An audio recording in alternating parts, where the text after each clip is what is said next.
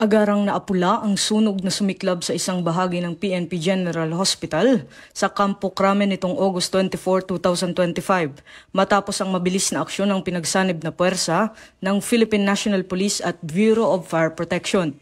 Batay sa ulat, nagsimula ang sunog dakong 10:05 ng gabi sa loob ng PNP-GH compound sa pagitan ng Specialty Ward at Neonatal Intensive Care Unit. Agad namang rumesponde ang Base Fire Section Emergency Team sa pangunguna ni Police Lieutenant Wally Ocde kasama ang mga tauhan ng Bureau of Fire Protection Quezon City Fire Department.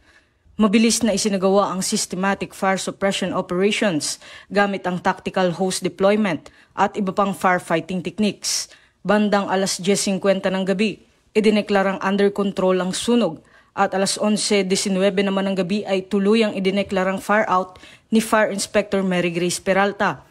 Walang naiulat na nasaktan o nasawi dahil agad na nailikas ang lahat ng pasyente at kawani. Tinatayang nasa 360,000 pesos ang halaga ng pinsala.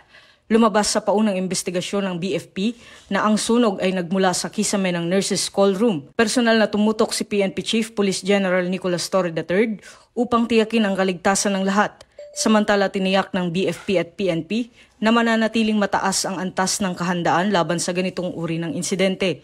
Ang pangyayari ay nagsilbing paalala ng kahalagahan ng koordinasyon, malasakit at mabilis na pagtugon sa oras ng sakuna. Isang patunay ng tunay na serbisyo at dedikasyon ng mga lingkod bayan. Pinapaalalahanan naman ng publiko at lahat ng tanggapan na tiyakin ang maayos na kondisyon ng mga fire safety equipment tulad ng smoke detectors, fire alarms at fire extinguishers upang maging epektibo sa oras ng pangangailangan. Ang pagiging handa at maagap ay susi upang makaiwas sa kapahamakan at mapanatili ang kaligtasan ng lahat.